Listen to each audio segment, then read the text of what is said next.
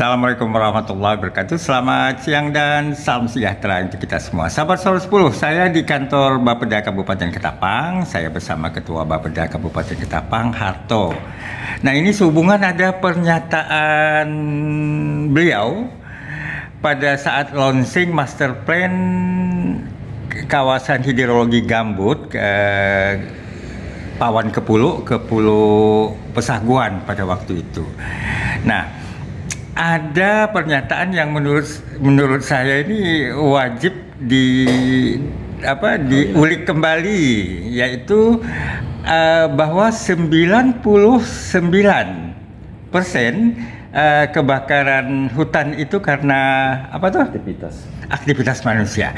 Ini Bang Harto, seperti apa sebenarnya ini? Baik, terima kasih. Bismillahirrahmanirrahim. Assalamualaikum warahmatullahi wabarakatuh. Ya pemirsa atau membaca atau selalu melihat Sorot 10 ya. Yeah.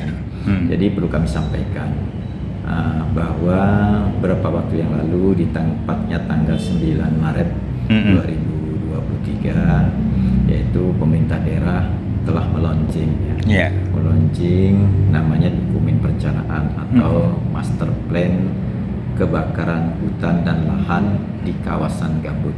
Kawasan gambut ini adalah kawasan hidrologi gambut, Sungai Pawan, Sungai Kepulu, dan hidrologi gambut di kawasan Sungai Kepulu, Sungai Pesaguan.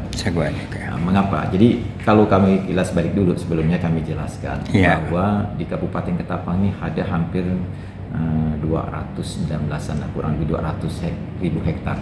Kawasan cukup besar ya. Kawasan gambut dan menyebar di mana-mana.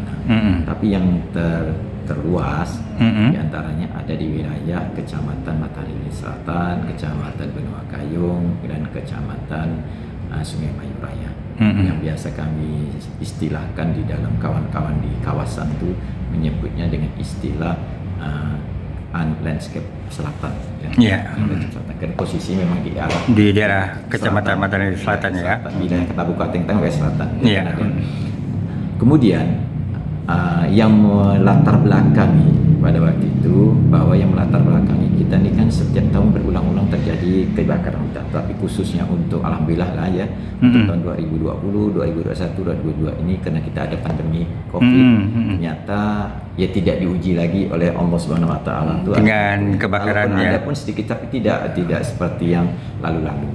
Kemudian kami coba waktu menyusun ini kena didampingi oleh pakar-pakar ya, baik itu dari pakar-pakar kehutanan, kemudian pertanian, kemudian berkaitan dengan data spasial secara IT, ada rata-rata dengan pendidikan S3 maupun S2, termasuk juga didampingi kawan-kawan Troponis Indonesia, kemudian BRIN yang dulu namanya LIPI, sekarang BRIN. Ternyata berdasarkan literatur yang kita baca, kita dapatkan dan masuk di dalam master plan itu, bahwa kebakaran hutan dan lahan di Indonesia nih ya, di Indonesia 9% itu akibat aktivitas manusia. Itu yang perlu kita garis bawahi. 99% akibat aktivitas manusia. Jadi kan berarti 1% saja yang punya. Jadi biarpun tingkat panas kita luar biasa, kemungkinan akan terjadi karena tingkat kepanasan matahari yang begitu luar biasa, paling-paling 1% akan terjadi seperti itu sebagai penyebab kebakaran. Tetapi ini saya katakan tadi berdasarkan literatur yang ada, nanti dituangkan ada di data itu pendapat saya lupa pendapat 2008 menyatakan bahwa aktivitas manusia 90% mempengaruhi yang seperti itu. Nah, jadi melihat kondisi seperti itu yang kita ingin, karena di tahun 2015 pernah kejadian kebakaran hutan, tahun 2016 juga, 2017 tidak, 19 yang luar biasa pada waktu itu ya, Pelang menjadi lautan api waktu itu. Sehingga pada waktu itu mengganggu lah aktivitas manusia juga, sehingga perekonomian pastilah kalau ada aktivitas manusia terganggu, perekonomian daerah juga akan terganggu termasuk transportasi udara juga akan terganggu. Jadi kita bahkan mengekspor asap ke negeri tetangga. Nah itu belum tahu lah saya, tapi faktanya seperti ini ya. Betul. Kemudian dengan kondisi seperti itu kita ingin ke depan ini kan tidak mau terulang. Betul. Karena apa? kami punya di dalam dokumen perencanaan di dalam RPJMD Kabupaten Ketapang 2021-2026 yang dipimpin oleh Bapak Bupati Martin Ratan, kemudian Bapak Wakil Bupati Haji Farhan SE SMI ini disebutkan di dalam dokumen itu salah satu indikator kinerja utama dari pemerintah periode 2001-2026 itu ada dari 16 indikator ada satu yaitu indeks lingkungan hidup. Indeks lingkungan hidup itu kalau dia bagus berarti lingkungan hidup kita bagus. Indeks lingkungan hidup ini ada tiga indikator yang dinilai, yaitu kualitas air, indeks kualitas air, indeks kualitas udara, kemudian indeks kualitas tutupan lahan. Tutupan lahan ini kalau kita sering terbakar bisa ataupun kena alih fungsi kan, sebagainya, kena perkembangan masyarakat, perkembangan populasi manusia kan banyak yang berubah, dulunya mungkin lahan pertanian bisa berubah jadi ada pemukiman. Nah, itu yang harus kita lihat dengan tutupan lahan, sehingga dengan kondisi itu kalau misalnya terjadi kebakaran juga akan mengurangi tutupan lahan kita bisa seperti itu. Biarpun nanti tetap akan tumbuh. Tetapi yang menarik tadi, mengapa kok di lahan gambut? Karena gambut ini unik ya. Gambut di Kabupaten Ketapang berdasarkan data dari Badan Rektorati Gambut dan Mangrove ya. Itu variatif ya. Kemarin mungkin kalau di dalam dokumen dijelaskan ada yang 3 meter, ada yang 7 meter, ada yang 9 meter, dan ada yang lebih dari 9 meter gambut yang di wilayah selatan tersebut. Dan gambut ini kalau di musim kemarau dia akan kering. Kering inilah rawan kebakaran. Dan kebakaran gambut itu tidak seperti kebakaran lahan yang mineral lainnya, itu bisa merambat seperti api dalam sekam lah, seperti itu. Sehingga dengan melihat kondisi seperti itu kita coba nih supaya dalam rangka pemerintah daerah juga ingin ya supaya tidak terjadi bencana asap dan kebakaran, kemudian indeks kualitas lingkungan hidup kita bandingkan.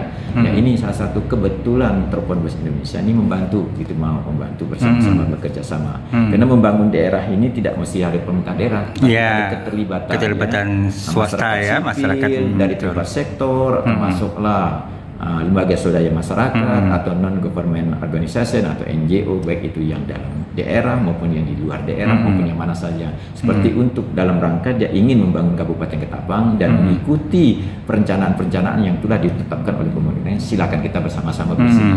Dan itulah yang terbentuk dengan adanya master plan ini. Nah, kemudian kebakaran itu setelah kita di dalam master plan, kalau kita kupas itu ada kebakaran di lahan gambut, ada juga yang bukan di lahan gambut. Tapi kita lebih spesifiknya ke gambut karena gambut ini termasuk sulit untuk memadamkannya kan, seperti itu. Sehingga di dalam gambut ini ada ternyata kita petakan ada di kawasan lindung, ada yang di bawah budidaya. Gambut ini kan ada sesuai regulasi yang bisa dibudidayakan, tapi ada yang menjadi lindung kan, gitu, dilindungi gitu Pak ya.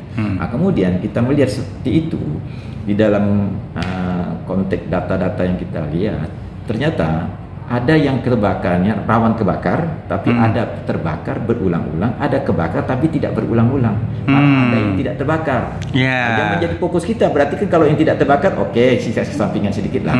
Terbakar tapi tidak berulang agak sedikit, tapi yang terbakar berulang-ulang, ini ada apa? Jadi ini yang harus kita lihat, yang terbakar berulang-ulang ini ada apa? Yang terbakar berulang-ulang menjadi atensi kita supaya tidak terjadi berulang. Yang tidak berulang pun juga tidak terjadi. Yang tidak terbakar alami pencegahan jangan sampai terbakar kan. Nah, jadi melihat itu kita petakan, timbullah dengan sesuai dengan tipologi. Jadi ada 6 tipologi karena tadi saya katakan di lahan lindung, lahan budidaya, kemudian terbakar, kemudian tidak terbakar, berulang-ulang, terbakar, tidak berulang, dan tidak terbakar. Jadi ada 6 tipologi. Dari 6 tipologi itu secara umum, tidak saya jelaskan secara bisa panjang. Ada 4 strategi tadi. Strategi yang pertama ini kan berkaitan pemberdayaan masyarakatnya.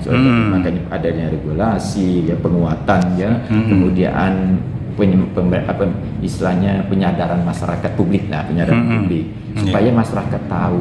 Maksudnya kalau beraktivitas janganlah sampai membuat aktivitas itu menimbulkan adanya kebakaran. Potensi kebakaran Jadi itu yang harus kita Kenapa? Karena di situ juga pasti ada tanaman-tanaman mereka juga yang tanpa sadari tapi juga akan merambat seperti itu. Kemudian kita ada perbaikan tadi kan, penataan daripada kanal atau kita bahan gambut. Karena bahan gambut ini kan harus terendam air. Dan filosofinya itu harus selalu terendam air. harus lembab, harus basah supaya di musim kemarau pun dia tetap lembab tempat basah sehingga tidak mudah terbakar. Kemudian juga yang tidak kalah pentingnya tadi pemantauan. Selain juga tadi itu mereka pemeliharaan bagaimana tata kelola gambut itu harus kita perbaiki lah seperti itu. Jadi itu yang menjadi catatan penting di dalam master plan Karhutla di kawasan gambut khususnya tadi di kawasan hidrogambut Pawan ke Pulu, Pulu ke Pawan, istilah kami seperti itu. Dan itu melalui pendekatannya apa? Pendekatan fungsi gambutnya itu, fungsi ekosistem gambut itu seperti apa, sehingga tidak merusak ekosistem yang ada di lahan gambut. Dan juga tadi kan bisa untuk kita dalam konteks BRGM itu ada konteks dalam arti bisa untuk kesejahteraan. Jadi gambut itu bukan biarpun nanti ada yang dilindungi, tapi kan ada yang bisa dibudidaya, yang bisa dimanfaatkan ya. Yang kategorinya ketebalan gambutnya sekian meter. Jadi 99% sebagai penyebab kebakaran itu aktivitas pemanfaatan lahan gambut. Aktivitas manusia. Manusia. Ini pendapat ahli ya di dalam literatur. Artinya aktivitas dalam rangka memanfaatkan lahan gambut. Iya, terus tidak mengamankan gambut. Aktivis di kawasan gambut itu kan ada yang gambut, ada yang mineral. Tapi kan itu. Tetapi kita lebih cenderung tadi ke gambutnya, karena gambut ini kalau udah terbakar sulit untuk mengendalikannya. Itu yang perlu kita. Jadi fokus kita di sini. Aktivitas manusia ini kan yang harus kita dominankan di dalam pencegahan, karena kita konsepnya pencegahan. Jangan pengendalian. Kalau ada pengendalian terjadinya kebakaran, pengendalian biaya yang kita keluarkan. Dan personil kita terbatas untuk memadamkan, peralatan juga, sehingga merepotkan kita lah kalau bahasanya gitu. Tetapi kalau kita pencegahan kan cukup edukasi, sosialisasi, memberi itu yang lebih dipentingkan. Karena data berdasarkan literatur tadi 90% akibat aktivitas. Aktivitas ini manusia tadi kan gitu. Jadi lebih itu pendekatan kita ke situ. Kenapa? Ya untuk kehidupan kita juga. Karena lingkungan kita ini untuk kehidupan kita. Sisa bahasan bagaimana pembangunan itu yang berkelanjutan, karena untuk cucu kita ke depannya si anak cucu kita. Dan kuncinya edukasi itu. Iya, yang penting. Makanya strateginya diurutkan ke yang pertama. Seperti itu.